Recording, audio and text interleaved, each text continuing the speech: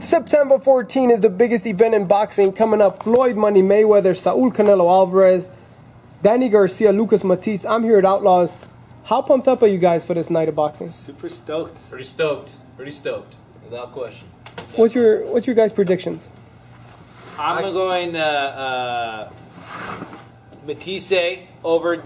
That's a very difficult fight to call. I got that 50-50, man. I really can't call that one. How come you guys have a 50-50 when the whole world says, oh, Matisse easy, Matisse easy? Everybody's We saying forget that. about Danny Garcia. Danny Garcia hits hard also. Danny Garcia's got a great chin. Danny Garcia's got boxing skills. Danny Garcia's got amateur background. Danny Garcia's got big fight experience. He's always the underdog?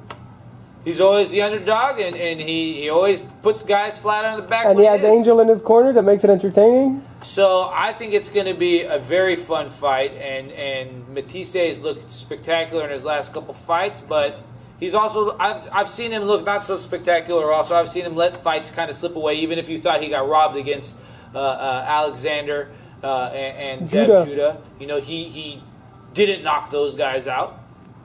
And, well, he learned, because after those fights, all he's had is huge knockouts. Danny Garcia wings crazy shots too. You know, Danny Garcia is in exciting fights. This is going to be a fun, in my opinion, pick-em fight. It's very hard to see who's got the advantage. They're both strong. They both put guys to sleep. It almost seems like Danny Garcia's got the more concise technique from the two, while Matisse may be just the slightly more physically powerful guy. But you should see Danny Garcia in real life. A guy's pretty muscular. Built. Danny's pretty built. He is. And I remember actually seeing Danny fight on the undercard of Winky Wright Paul Williams back in 2009. I can't remember if it was a 6-rounder or an 8-rounder. But the dude that he was fighting, Danny honestly was boxing. He was sticking and moving, he was jabbing, he was slipping and uppercutting. He was doing stuff that you don't see him do today right now, okay? So Danny's got skills. Danny's got tricks up his sleeve. We've seen him against Kendall Hall. He surprised the world against Amir Khan. Eric Morales twice. He seems to be the guy that's going to come to that fight with a plan B and C, while Matisse may only be able to rely on his big-time power, which may very well be enough. Marcos Maidana told me, because he fought Matisse 4 times in amateur. 3 times he beat him, 1 time was a draw, which in amateurs over here there's no draw really. No draw. But I guess in Argentina they have their own. He told me Matisse is very, very accurate. I don't know, I've never been in a ring with him. Look, part of being a big puncher for some is knowing precisely where to place that shot. And he seems to know that. He seems to hunt after specific areas. Mm-hmm. And that's always a good thing. And to have accuracy and timing is 2 of the major necessities of putting dudes to sleep. Yeah. And Danny has the same thing with his hook. People say, oh, all he has is that hook, but he lands it and he wins. Right hand too. He wings it crazy, though. He seems to not even be looking sometimes at what he's trying to hit. Practice makes perfect. Yeah, I mean, the proof's in the pudding, exactly. And we're talking all this. We haven't even mentioned Mayweather-Canelo. How crazy is that? And that is the fight this year. Look, it's the fight this year, but I think it's pretty easy pick that Floyd Mayweather's winning a 12-round unanimous decision. I think Mayweather's going to school. I think Mayweather's going to show this boy things that he's never seen before. Canelo's best chances of winning this fight are within the first 3 rounds. That's it. If he doesn't do anything within those first 3 rounds, that's it. It's over for him. He has to be active. He has to be throwing more punches than he's used to throwing. Just being patient and trying to time Floyd off. I don't think that's going to work for Canelo. I really don't.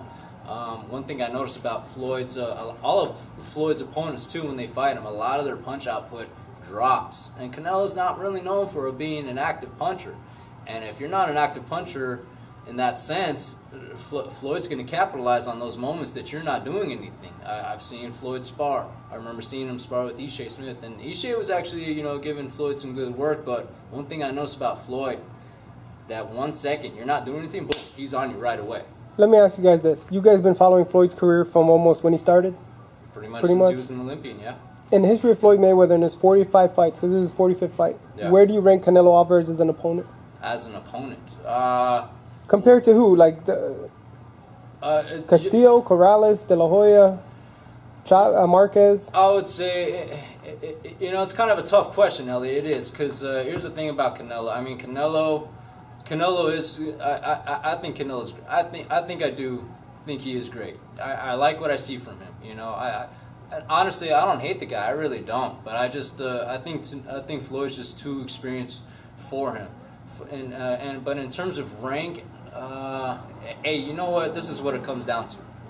Canelo's the #1 junior middleweight right now. He's the recognized man at junior middleweight right now. Floyd beats him. Floyd beat the recognized man at junior middleweight.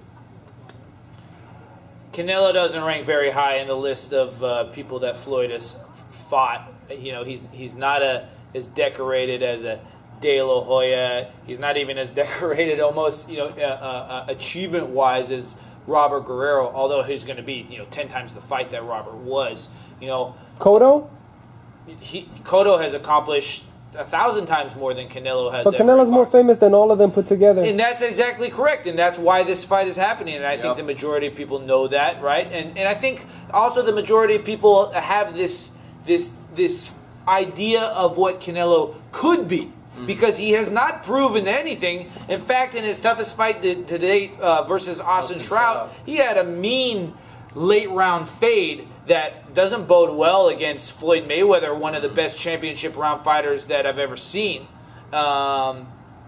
He just hasn't done enough in the sport, you know. He's a good-looking guy. He's got red hair, and he dates Miss Mexico and all that type of stuff. But in boxing, no, he hasn't done his 41-0, 32 knockouts. But here's Diego Corrales, Oscar De La Hoya, Ricky Hatton, Miguel Cotto. You know, I could go look through Floyd's and find probably 10 guys that have achieved more Emmanuel than Augustus. Saul Alvarez has. Emmanuel Augustus was a tough fight for Floyd. Yeah, but Roger always says that's the toughest guy they ever faced. But here's the thing about Canelo, and again, I'm not trying to put him down or anything like that. But in a lot of ways, his career was kind of manufactured. And when he won his title against Matthew Hatton was a 147-pounder that was kind of coming up to a 154-pound weight class, and the fight was at a catch weight of 150 pounds. Canelo didn't even make the weight. It came in at 151.5, I think. Ryan, who are your 3 favorite fighters? And then I'm not even done, Ellie. And then after that, you know, as far as defending his title, he never fought his mandatory. His mandatories were Vanes, Alfredo Angulo, or James Kirkland, or Erislan Angelara, or whoever. He never fought his mandatories, man. It's like the dudes. I'm not putting him down. It's just the way he was brought up, okay, in terms of career-wise. Can I answer that? Okay. Brandon, you could say whatever he just said about any top fighter right now, pretty much. Anybody. You name me a top fighter. What you just said about Canelo applies to them. Show me one fighter that has made it from 0 to the top, just fighting the toughest. Floyd Mayweather. Okay. Ward. Ward. Except Mayweather and Ward. Sugar Ray Leonard. No, current. Roberto Duran. Current. Oh, current. Okay, how about this? Current. Tim Bradley.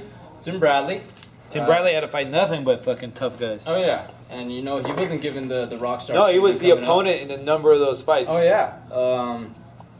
Even Danny Garcia. Danny Garcia was set up as the opponent both times for the first fight against Morales and Amir Khan. He was set up as the opponent for both of those fights, man.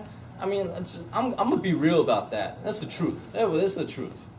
In all my years of covering sports, which is about 15 years, I've never gotten more requests for tickets. And I'm talking about NBA Finals, Super Bowls, you name the sporting event. For this Mayweather-Canelo fight, I've never gotten so many requests for tickets.